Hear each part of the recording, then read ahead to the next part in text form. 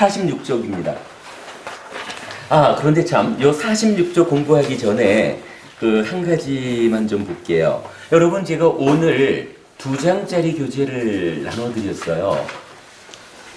불교적 제사 방법에서 나와 있는데, 요건 어떤 이야기냐 하면, 이제 오늘 우리 수업에서 공부할 내용이 그 가르침에 의지해서 삶의 테크닉을 익히자 요거였잖아요.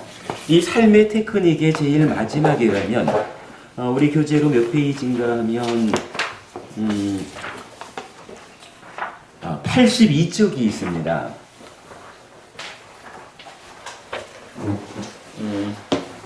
82쪽 가시면 제사에 대한 불교적 입장 정리라는 것이 나와요.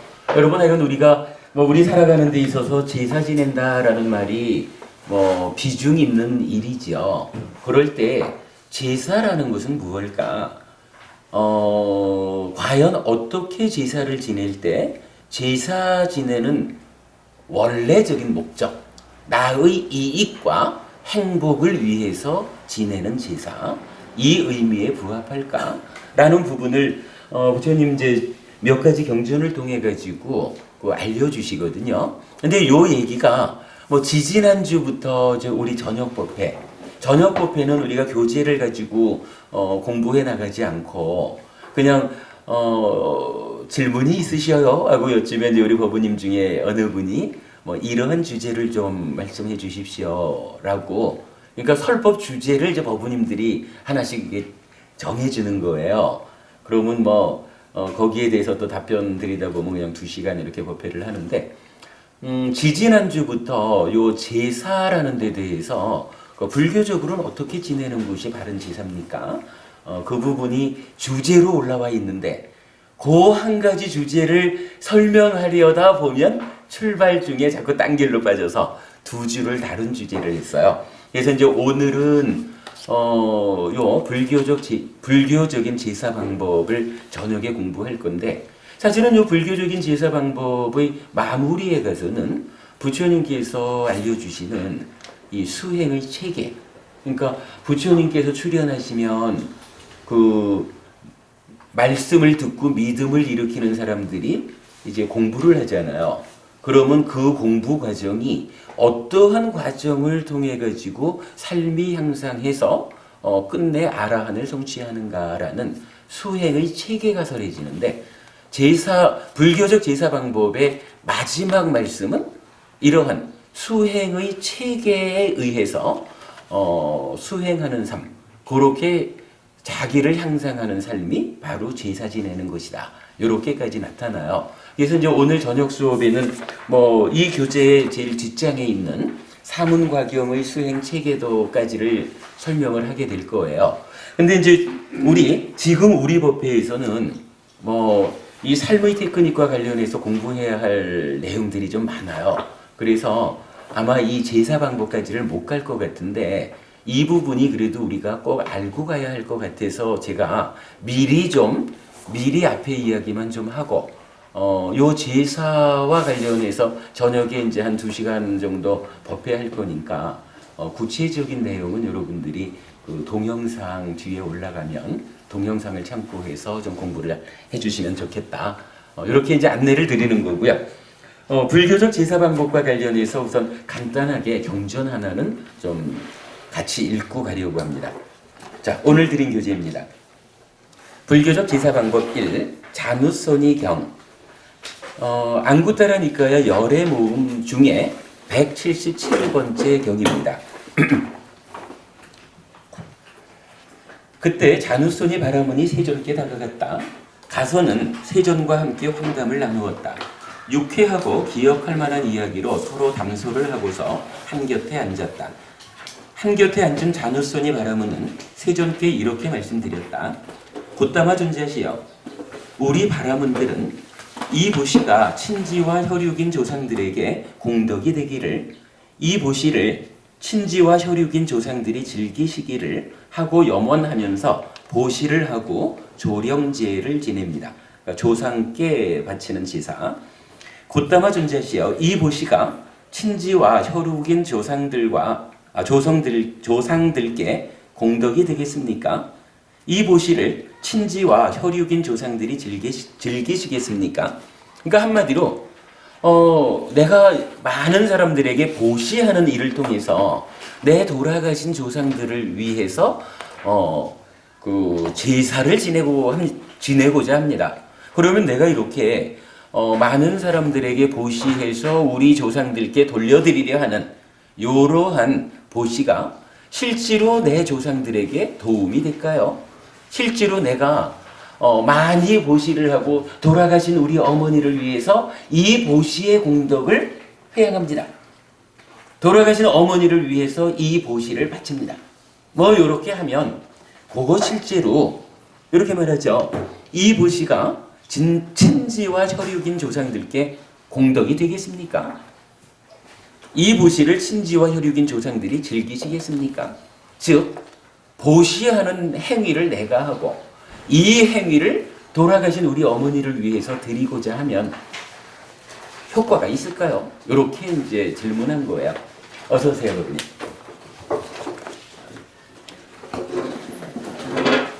그랬더니 부처님께서 이제 이렇게 답변하셔요.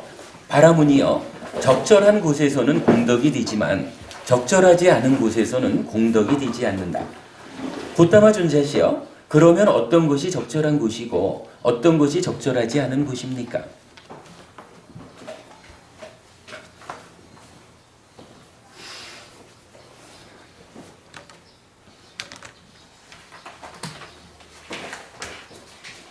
자, 보시를 하는 거예요. 보시라고 하는 것은 여러분 우리 다 알지만 오계와 보시와 수행이라고 하는 세 가지 공덕행 이렇게 나타나죠. 그러니까 보시를 한다는 것은 공덕행이에요.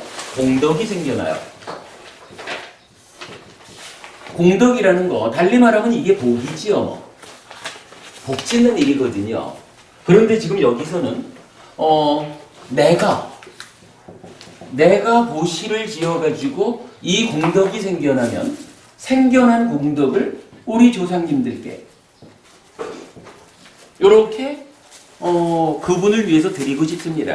돌아가신 우리 어머니를 위해서 내가 이거 드리고자 합니다. 이렇게 보시를 지어서 드리는 것이 타당합니까? 하고 부처님한테 질문을 한 거예요. 그랬더니 부처님이 뭐라고 답하시냐 하면 적절한 곳에서는 공덕이 되지만 적절하지 않은 곳에서는 공덕이 되지 않는다.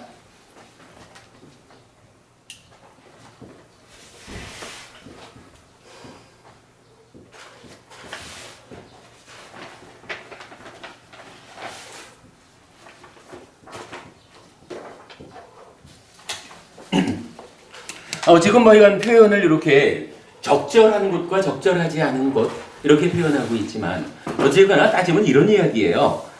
당신이 좋은 의미로 보시 공덕행을 행하고 거기서 생겨나는 공덕, 즉 복을 돌아가신 우리 어머니를 위해서 바치고자 합니다. 이거 가능한가요? 이럴 때 만약에 어머니가 어느 자리인가 적절한 자리에 태어나 계시면 적절한 그 자리에 계실 때는 그대가 복을 지어가지고 어머니! 하고 바치는 것이 받을 수 있다. 적절하다라는 거, 드리고자 하는데 적절하다는 것은 받을 수 있다. 이거거든요. 그런데 만약 그대 어머니가 태어나 있는 곳이 적절한 곳이 아니라면 그대는 참으로 훌륭한 마음으로 공덕을 지어가지고 드리고자 하지만 실제로는 그대 어머니가 받을 수가 없어. 이런 말씀이에요. 경전이 좀 고발을 하고 있죠. 그렇다면 여러분 우리가 여기서 무엇을 알아봐야 할까요? 이제 내가 공덕의 행위를 하겠다. 그래서 예를 들어 돌아가신 우리 어머니께 이 공덕을 바치고자 한다. 라고 한다면 이제 우리 어머니가 태어나 계신 그곳이 적절한 자리일까 적절하지 않은 자리일까 이 부분에 대해서 알고 있어야 되겠죠. 물론 현실적으로 우리가 우리 어머니가 돌아가시고 어디에 태어나셨는지 보지 못하죠. 그러나 대략적으로 그래도 살아계신 동안 어머니가 오계를 지키고 보시하고 수행하는 삶을 사셨으니까 하늘에 태어나셨을 거야. 아마도 이러한 삶이 부처님 가르침에 의하면 인간으로 태어나는 데는 어려움이 없을 거야. 뭐 이런 거는 사실은 우리가 유추할 수 있어요. 아이고 어머니가 어쩌다가 어려운 세상에서 그저 자식 키우는 일만 할 일인 줄 알고 남을 해치고 어개도 지키지 않고 10악업을 주로 하며 사셨구나. 참으로 불쌍한 우리 어머니. 어머니가 분명히 인간으로 태어나는 일도 쉽지 않을 것이에요. 내가 이렇게 알 수도 있을 거예요. 뭐 유추는 하지만 직접 보지는 못해요. 그러나 어쨌든 어머니가 어디에 태어나셨을까라는 상태에서 과연 어떤 자리가 적절한 자리고 어떤 자리가 적절하지 않은 자리일까? 이 부분을 우리가 알고 있어야 하는 것은 불자로서 매우 중요하죠. 사실 이 경은 그것을 알려주는 경입니다. 자, 이어지는 내용을 보겠습니다. 2번 바라문이여 여기 어떤 자는 생명을 죽이고 주지 않은 것을 가지고 삿된 음행을 하고 거짓말을 하고 중상모략을 하고 욕설을 하고 잡담을 하고 간탐하고 마음이 진해로 가득 차 있고 그릇된 견해를 가진다. 요거 뭐죠? 10악업이죠. 10악업이라는 것은 그 업 자체가 가지는 특성이 괴로움을 만드는 거죠. 그래서 7불 과거에 계셨던 모든 부처님들이 바로 요거를 놓고 제악막작 이러한 일을 하면 안 된다라고 가르침을 주셨던 거죠. 그는 몸이 무너져 죽은 뒤에 지옥에 태어난다. 그는 거기서 자 여러분 요 표현 하나 제가 밑줄 쳐놨죠. 잘 주목해 보셔요. 그는 거기서 지옥 중생들이 먹는 음식으로 생명을 보존하고 그곳에 머문다. 바라문이여 이것이 적절하지 않은 곳이니 거기서 머무는 자에게는 조상을 위해 베푼 그 보시가 공덕이 되지 못한다. 그래요. 무슨 얘기인가요? 지금 지옥이라는 여러분 우리가 알지요. 윤회한다. 우리가 죽으면 어디에 태어날까? 라고 할 때 지옥이라는 세상이 있고요.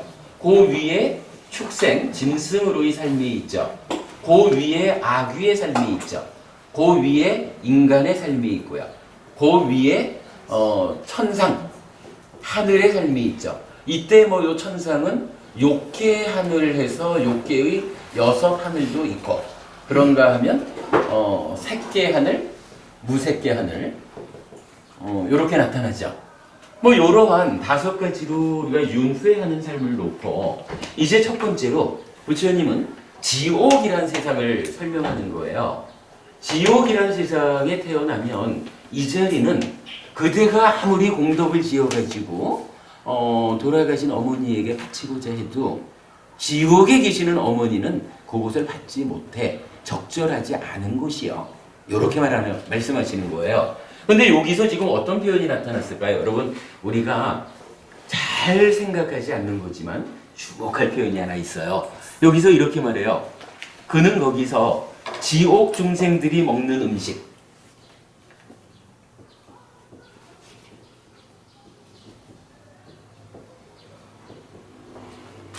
지옥 중생들이 먹는 음식을 먹음으로써 생명을 보존해. 생명을 보존한다라는 거 뭐예요? 이거 산다라는 이야기죠.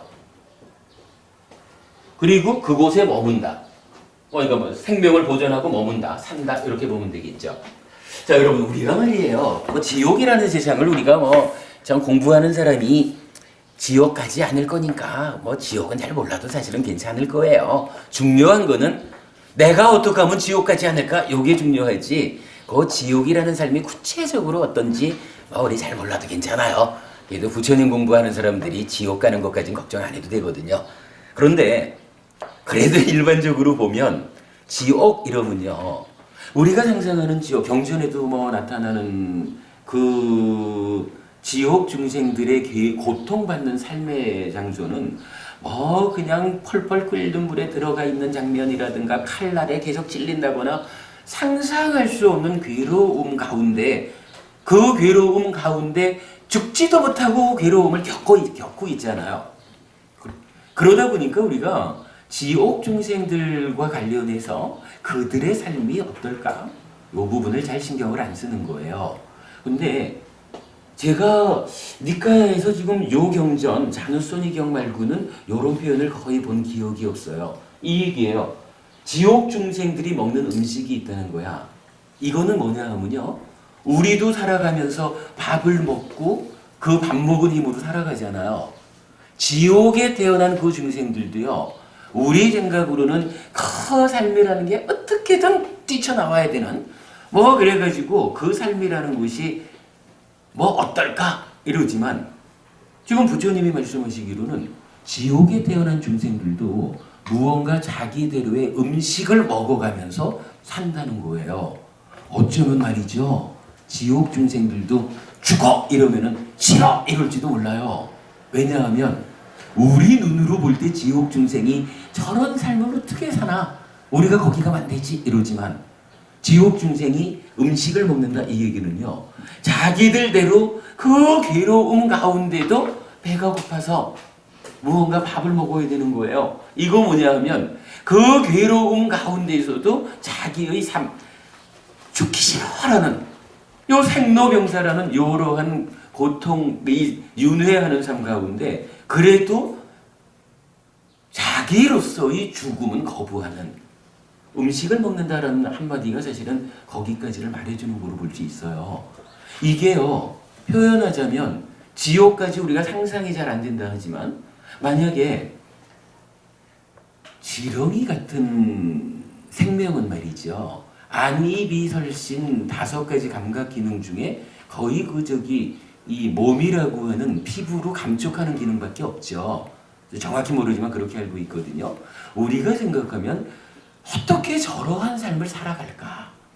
그런데도 그 지렁이, 오죽하면 지렁이도 밟으면 꿈틀한다면요, 지렁이는 지렁이대로 자기대로의 생명이 그 상태로 귀한 거야. 그 상태로 자기는 죽기 싫은 거잖아요.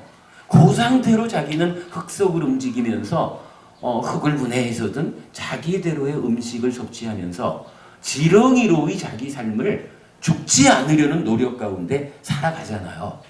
지옥 중생도 지옥 중생들이 먹는 음식을 먹고 생명을 보존한다. 요 이야기, 아마도 지옥 중생들도 우리가 보는 눈으로는 저 힘든 삶 이러지만 자기로서는 그래도 죽기는 싫어가지고, 그죠? 음식을 먹고 생명을 보존한다는 거. 이거 만약 우리를 지옥에 던져놓고 죽으려면 죽어 이렇게 말한다면 차라리 굶어 죽어서라도 그 지옥의 고통에서 벗어나야 되겠죠. 우리라면 그럴 거 아니에요. 근데 지옥 중생으로 막상 태어나 있으면 어쨌든 그 안에서도 자기 생명을 지키려는, 죽지 않으려고 하는 발버둥, 음식을 먹는 거예요. 어쨌든 이 경전에서 제가 주목한 거 밑줄 쳐드렸습니다만은, 지옥 중생들도 자기들이 먹는 음식이 있다는 거예요. 요 지옥 중생이 먹는 음식이 우리 음식하고는 다르겠죠. 자기들대로의 음식. 표현하자면 쇳덩굴이라 그러나요? 쇳덩굴이 같으면은 열심히 솥덩을 모으잖아요. 그 솥덩을 모아가지고 그걸로 자기 음식도 하고 그 안에 새끼도 치고, 완전히 삶의 터전이 쇳덩이잖아요. 만약에 말이죠, 와, 쇳덩구리는 이렇게 솥덩을 좋아하는구나, 솥덩은 이렇게 쇳덩구리한테 좋은 거구나 이래가지고 우리한테 솥덩을 이만큼 갖다 주고 맛있게 드십시오 이러면 참 멋없을 거예요. 먹는 음식이 한마디로 그건 그거라. 내가 먹는 음식하고 쇳덩구리가 먹는 음식이 다른 거예요. 그죠? 지옥에도 지옥 중생들이 먹는 음식이 우리가 밥 먹는 거하고는 좀 다른 거겠죠. 우리 눈으로 보이지 않는 어떤 거니까 우리가 잘 모르지만, 하여간 우리가 먹는 음식과는 조금은 다르게 지옥 중생들대로의 삶을 유지하기 위한 음식이 있겠죠. 그 부분 우리가 주목하고 가자고요. 자, 어쨌든 그러니까 그런 설명 가운데 지옥이라고 하는 요 가장 괴로운 윤회의 자리, 여기는 우리가 공덕을 지어가지고 어머니를 위해서 이렇게 바쳐도 어머니가 만약 지옥에 태어나 계시다 하면 받을 수 없다. 받기에 적절하지 않은 것이다. 이렇게 알려주는 거예요. 요 표현 이경전이 말하는 중심 개념입니다. 3번 바라문이여 여기 어떤 자는 생명을 죽이고 내지 그릇된 견해를 가진다. 역시 10악업이에요. 그는 몸이 무너져 죽은 뒤에 축생의 모태에 태어난다. 그는 거기서 축생계의 중생들이 먹는 음식으로 생명을 보존하고 그곳에 머문다. 바라문이여 이것도 적절하지 않은 곳이니 거기에 머무는 자에게는 그 보시가 공덕이 되지 못한다. 이건 추가 설명 필요 없죠. 다만 이 얘기죠. 축생 어머니가 축생에 태어났다라고 하면 이거 역시 적절하지 않은 자리입니다. 4번 바라문이여 여기 어떤 자는 생명을 죽이는 것을 멀리 여의고 주지하는 것을 가지는 것을 멀리 여의고 삿된 음행을 멀리 여의고 거짓말을 멀리 여의고 중상모략을 멀리 여의고 욕설을 멀리 여의고 잡담을 멀리 여의고 간탐하지 않고 마음에 진애가 없고 바른 견해를 가진다. 그는 몸이 무너져 죽은 뒤에 인간의 동료로 태어난다. 그는 거기서 인간들이 먹는 음식으로 생명을 보존하고 그곳에 머문다. 바라문이여 이것도 적절하지 않은 곳이니 거기에 머무는 자에게는 그 보시가 공덕이 되지 못한다.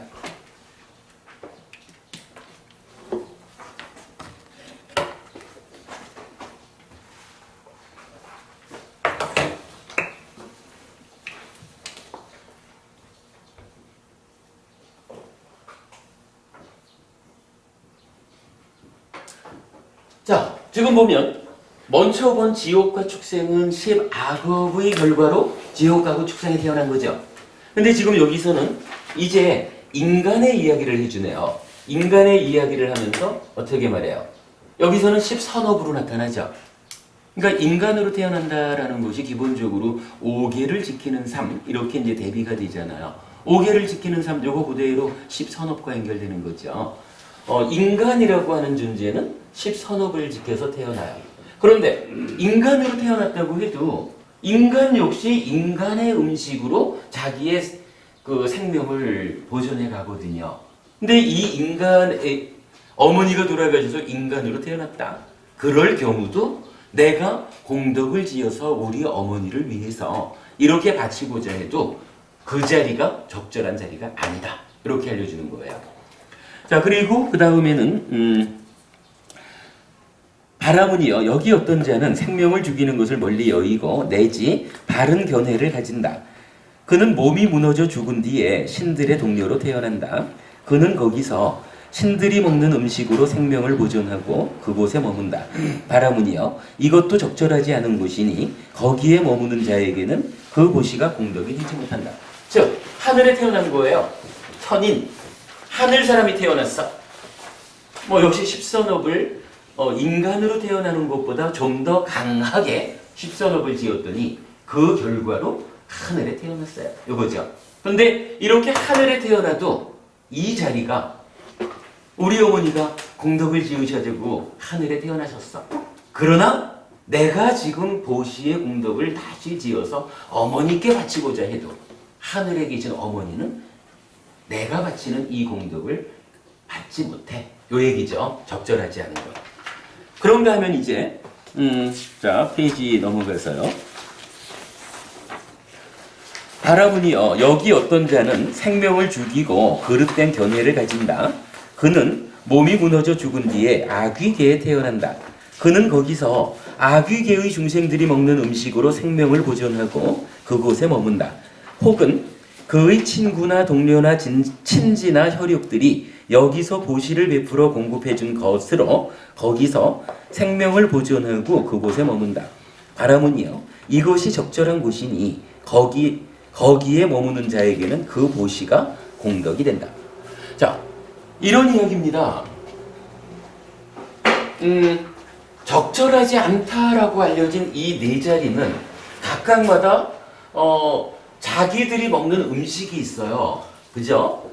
자기마다 먹는 음식이 있기 때문에 새똥을 이만큼 갖다 주고 드시오 이러면은 우리는 그거 안 먹는단 말이에요. 그런데요, 유독 이제 요거 여기 10악업으로 빠졌고 여기 10선업으로 빠졌고 이제 악귀 세상이 하나 남았잖아요. 요 악귀 세상은 어떤 특징이 있느냐라고 하니까 음식이 첫 번째 음식은 아귀가 먹는 음식이에요.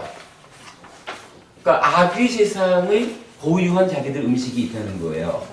그런데요, 유독 아귀 세상에는 또 한 가지 음식이 존재한다는 거라. 여기서 이렇게 말했죠. 아귀계의 중생들이 먹는 음식으로 생명을 보존하고 그곳에 머문다. 혹은 그의 친구나 동료나 친지나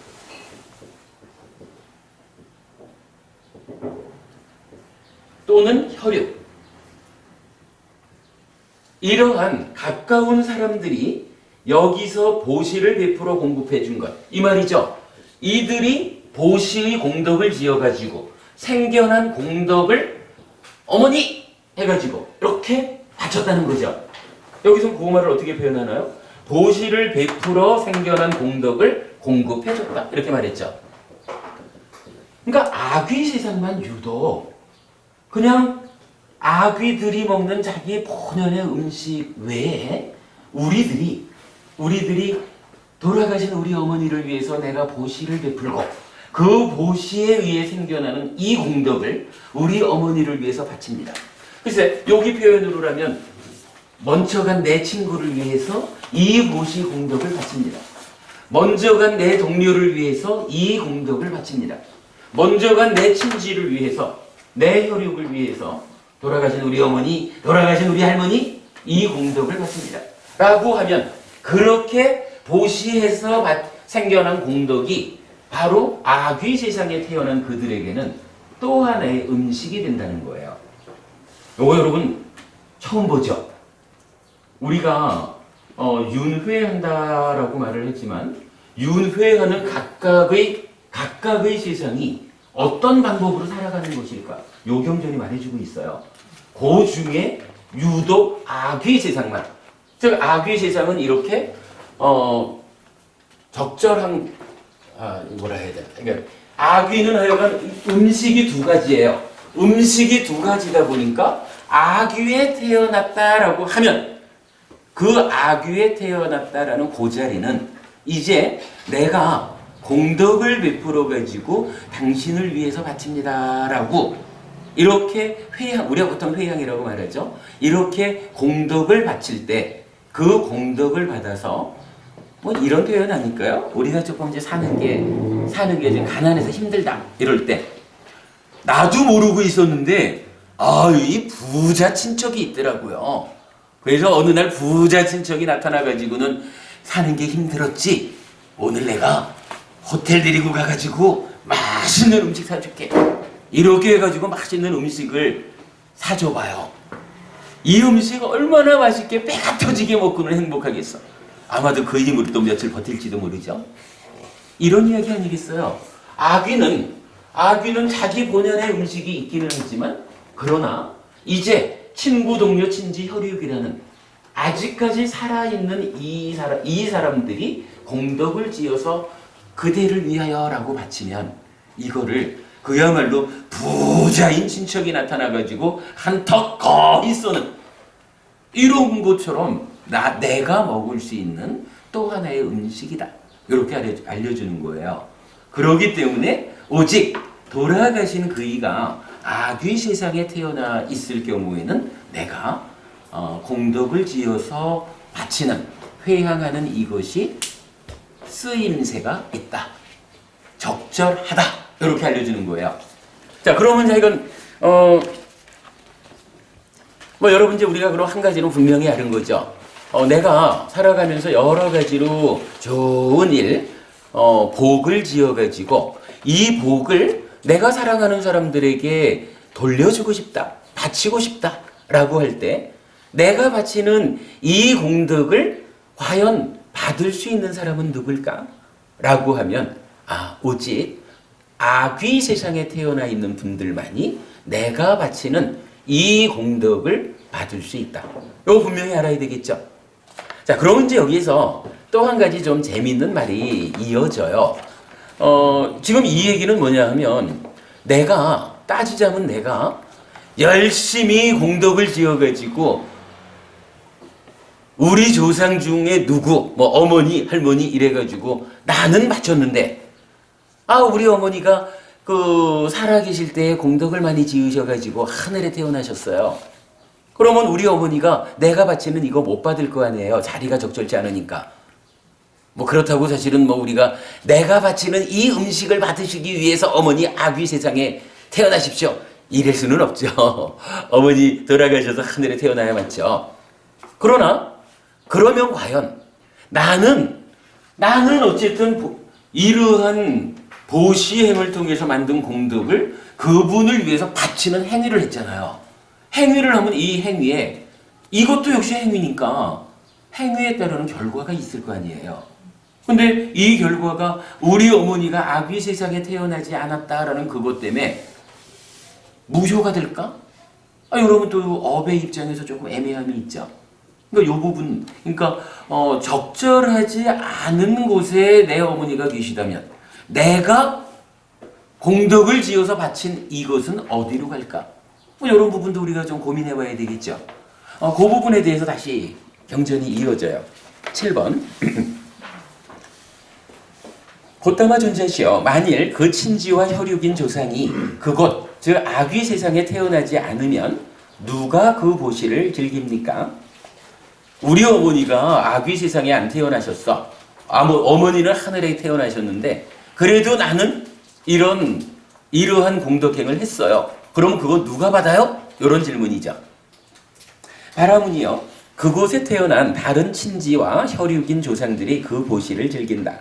곧다마 존자시여, 만일 그 친지와 혈육인 조상이 그곳에 태어나지 않고 또 다른 친지와 혈육인 조상들도 그곳에 태어나지 않으면 누가 그 보시를 즐깁니까? 바라문이여, 이 기나긴 삶의 여정에서 그의 친지와 혈육인 조상들이 없다는 것은 불가능하고 이치에 맞지 않다. 바라문이여, 어떤 경우에도 보시자에게는 결실이 없지 않다. 이런 이야기예요. 나는 지금 보시를 해서 공덕을 만들어가지고 이 공덕을 우리 어머니를 위해서 바친 거예요. 우리 어머니께 이 공덕을 바칩니다 라고 드렸는데 문제는 이 어머니가 하늘에 태어나셨네? 어머니가 하늘에 태어나셨으면 적절하지 않은 곳이잖아요. 그러니까 우리 엄마는 이거 못 받아. 그래도 사실은 이 공덕을 받기 위해서 어머니 아귀 세상에 태어나시기를 우리가 바랄 수는 없잖아요. 어머니는 하늘에 가셔야죠. 그러면 어머니가 받을 수 없는 상황이 되었다. 그러면 이때 이 공덕은 어떻게 됩니까? 누가 이 공덕을 받습니까? 없어집니까? 그렇게 묻는 거예요. 그러더니 부처님 말씀이 내가 오랜 세월을 살아왔잖아요. 우리가 그래도 꽤 긴 세월을 윤회를 해왔죠. 그러면 우리 어머니도 나의 조상이지만 사실은 전생에 내가 살 때도 전생의 나를 낳아준 분도 우리 엄마거든요. 그 전생에 나를 낳아준 분도 또 나의 엄마거든요. 그러니까 내가 살아온 기간이 있기 때문에 나의 조상들, 나의 어머니들도 사실은 무지하게 많은 거예요. 한 번 태어날 때마다 한 명씩 있겠죠. 그래서 지금 부처님은 지금 이 몸으로 살아가는 동안의 바로 지금의 어머니, 그래서 지금 이제 돌아가신 우리 엄마를 위해서라고 말하지만 그 어머니는 하늘에 태어나셔가지고 못 받아. 그런다면 이제 누가 이거를 받느냐 하면 전생의 친지 이렇게 나오는 거예요. 이전의 나의 조상 중에, 이전의 나의 어머니였던 분들 중에 지금 아귀 세상에 태어난, 예를 들어서 내 어머니가 과거에 한 10명쯤 이렇게 있다고 하면 그 10명의 어머니가 지금도 살아갈 거 아니에요. 저기 아라한을 성취하지 못했다면 지금도 그 어머니들도 어딘가에 살고 있을 거거든요. 그 어머니들의 삶이 또한 하늘에 태어나 살 수도 있고 인간일 수도 아귀일 수도 짐승일 수도 지옥일 수도 있겠죠. 그러면 그 이전의 어머니들 중에 누군가가 지금 아귀 세상에 태어나서 살아가는 그런 존재가 있다면 나는 이 공덕을 지금 엄마를 위해서 바쳤지만 어머니가 하늘에 태어나 계신 관계로 이 공덕을 이제 누가 받냐 하면 내 전생의 어머니 중에 누군가 지금 아귀 세상에 태어 있는 그분이 받는다. 뭐 물론 이게 어머니뿐만 아니라 이건 모든 친지 이렇게 되죠. 그렇게 얘기를 하는 거예요. 요 말 무슨 말씀인지 이해되시죠, 여러분? 예, 요거 이건 의미가 있어요. 근데 이제 여기에서 또 하나 재밌는 질문이 이어져요. 방금 읽은 게 뭐냐 하면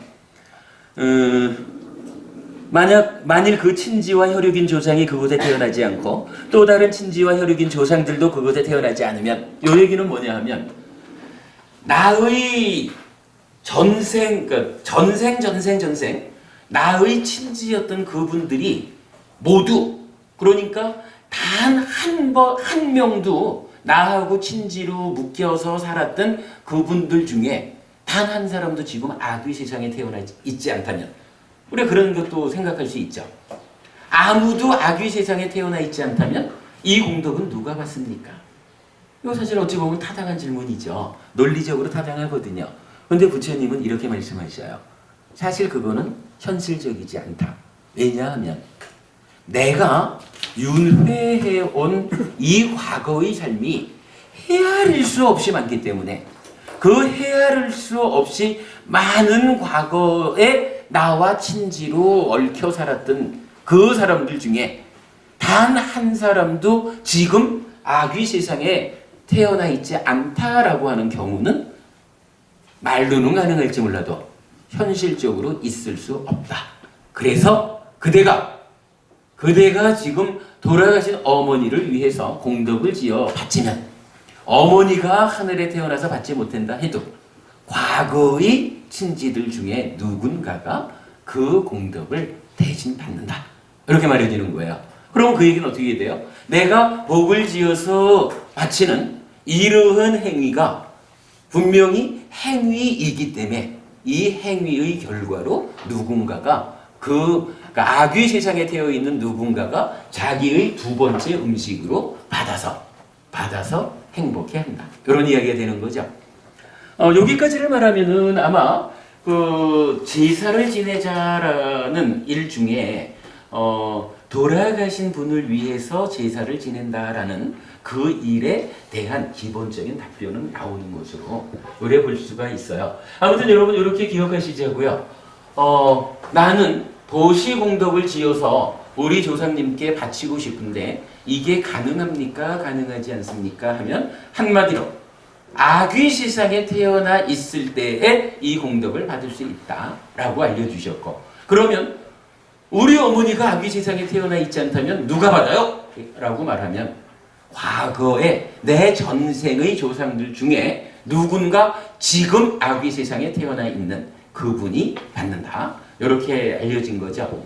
예, 요게 그 제사에 대해서 부처님이 알려주는 기본적인 한 가지입니다. 그 다음에 자, 요 얘기를 조금만 더 하고 좀 쉬기로 하죠. 경전을 좀 이어서 보겠습니다. 밑에 제가 타자체로 세 줄을 써놓은 게 있어요. 여기까지는 보시를 통한 조령제, 보시한 공덕을 조상에게 회향함, 이 아귀 세상에 태어난 조상에게만 적절히 효력을 발휘한다고 설하였으나 이제부터는 보시를 행한 사람에게는 어떤 경우 죽어서 어디에 태어나든지에도 결실이 있다고 설해집니다. 자, 지금 한 이야기는 뭐냐 하면 나는 이제 보시라고 하는 공덕행을 지어가지고 생겨난 그 복을 돌아가신 조상에게 바치면 이거를 누군가 하여간 지금 아귀 세상에 되어 있는 어떤 조상인가가 받는다. 쓸모가 있다. 이렇게 말씀을 하신 거죠. 그리고는 그러면 이제 이러한 보시라고 하는 행위가 이루어지면 이 행위를 받는 사람도 있지만 이제 행위자의 입장에서는 우리가 행위라고 하는 것은 반드시 행위자인 나에게 고와 고멸이라고 하는 그 결과를 가져오는 거잖아요. 그러면 보시라는 이러한 행위를 한 나에게는 어떠한 효과가 있을까? 그죠? 내가 보시해서 그 공덕을 이렇게 바치면 받은 분에게는 이러한 음식이 되어서 효과가 있는데 이러한 보시행을 실천한 나에게는 어떠한 결과가 따를까? 이 부분도 봐야 되는 거죠. 자, 읽어보겠습니다. 그러면 적절하지 않은 곳에 태어났더라도 그 친지에 대한 보시의 결과를 곧다마 존자께서는 추측하실 수 있습니까? 바라문이여, 적절하지 않은 곳에 태어났더라도 보시의 결과를 추측할 수 있다. 바라문이여, 여기 어떤 자는 생명을 죽이고 주지 않은 것을 가지고 내지 그릇된 견해를 가진다. 그러나 그는 사문이나 바라문에게 먹을 것과 마실 것과 입을 것과 탈 것과 화환과 향수와 화장품과 침상과 숙소와 불 밝힐 것을 보시한다. 그는 몸이 무너져 죽은 뒤에 코끼리들의 동료로 태어난다. 그는 거기서 먹을 것과 마실 것과 화환과 같은 여러 장신구를 얻는다.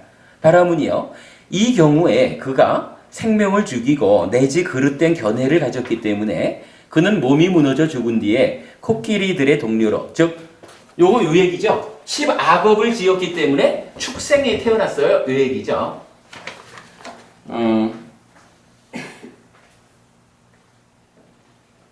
그릇된 견해를 가졌기 때문에 그는 몸이 무너져 죽은 뒤에 코끼리들의 동료로 태어났으며 그가 사문이나 바라문에게 먹을 것과 마실 것과 입을 것과 탈 것과 화환과 향수와 화장품과 침상과 숙소와 불 밝힐 것을 보시했기 때문에 그는 거기서 먹을 것과 마실 것과 화환과 같은 여러 장신구를 얻는 것이다.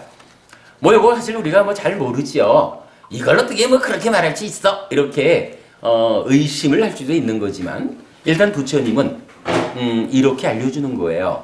코끼리가 한 마리 있는데 이 코끼리가 뭐 따지자면은 뭐 숲속에서 아주 좀 험하게 살 수도 있지만 때에 따라서는 뭐 왕궁에서 이렇게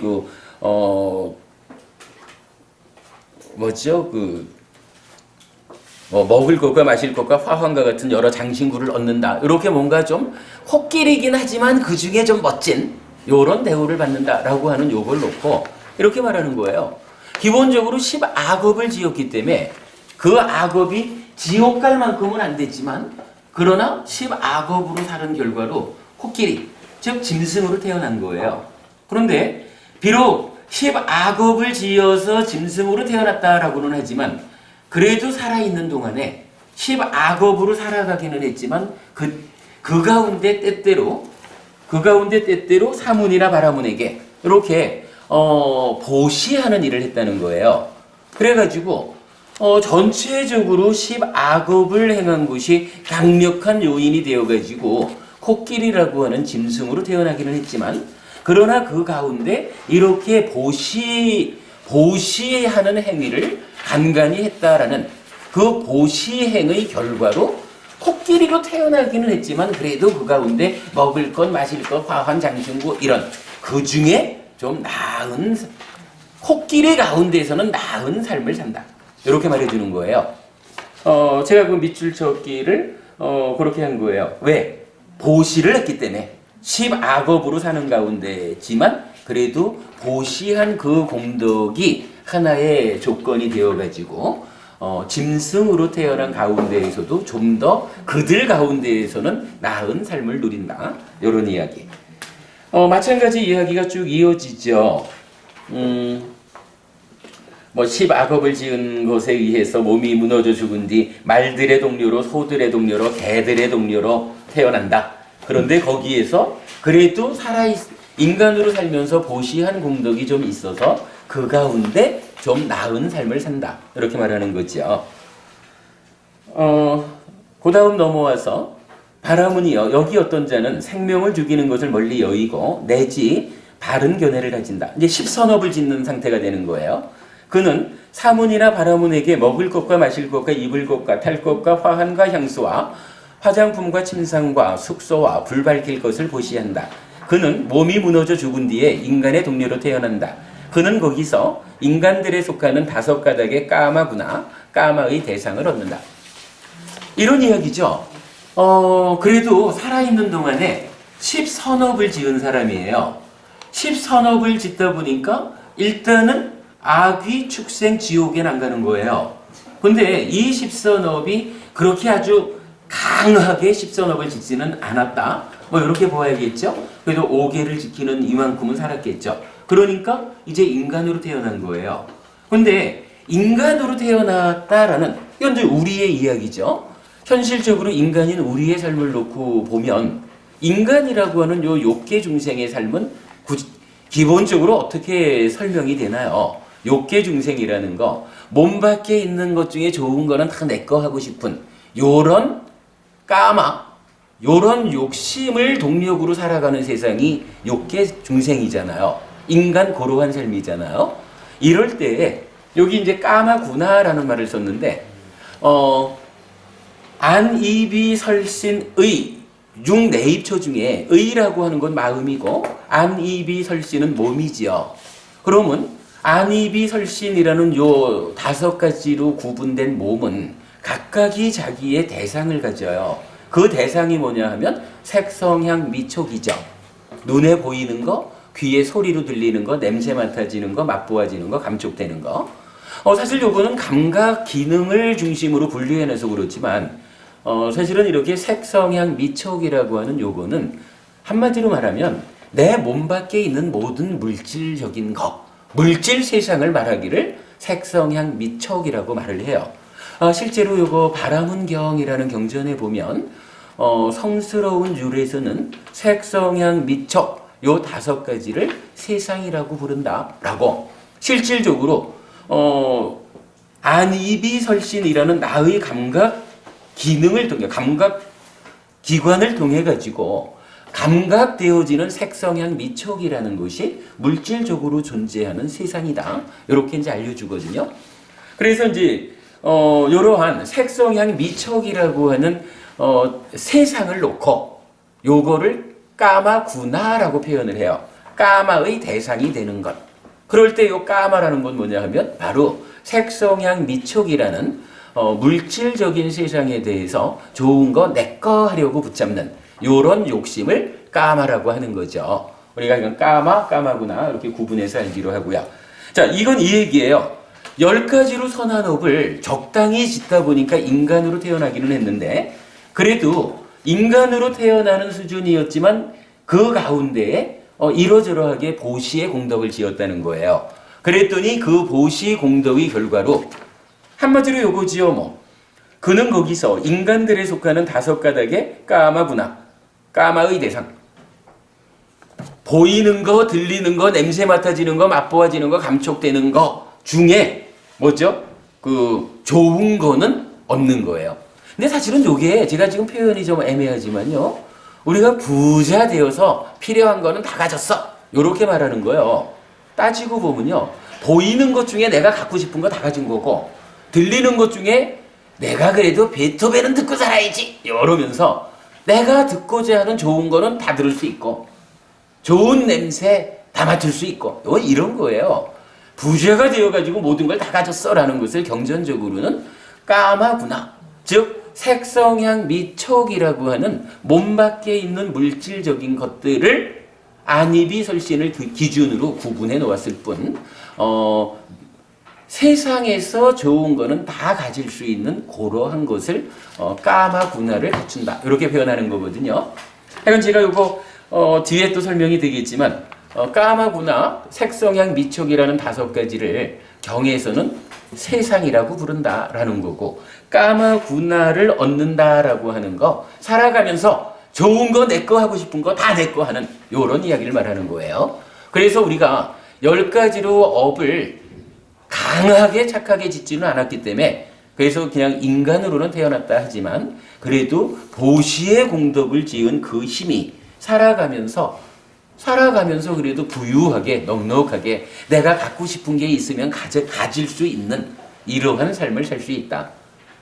내가 지어놓은 공덕이 부족하면 어떻게 한가요? 인간으로 살아가기는 하지만 갖고 싶은 거를 가질 수 없는 초라한 삶을 살게 된다. 이러한 이야기를 말해주고 있는 거죠. 보시를 한다라는 게 이 보시의 공덕을 지어서 우리 어머니를 위해서 바칩니다. 이럴 때 받는 사람의 입장에서는 이 세상만이 적절하다 이렇게 말해주지만 당장 보시를 실천하는 사람의 입장에서는 이러하다라고 알려주는 거예요. 뭐 이어가지고 마찬가지 10선업을 지어가지고 하늘 사람으로 태어났다라고 하는 경우에도 동등하게 인간일 때는 인간으로의 색성향 미촉을 원하는 대로 갖는 거고, 하늘에 태어났을 때는 이러한 보시공덕의 힘으로 하늘 사람이 원하는 세상에 좋은 거 다 갖는 그러한 삶이 공덕의 힘으로 결과되는 것이다. 이렇게 알려주는 거죠. 자, 그래서 이제 그 마지막으로 이렇게 말하죠. 바라문이여,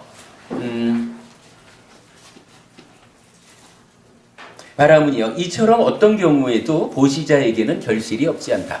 즉, 보시를 받아야 하는 쪽에서는 악의 세상에 태어나야만 받을 수 있다라는 제한이 있는 거예요.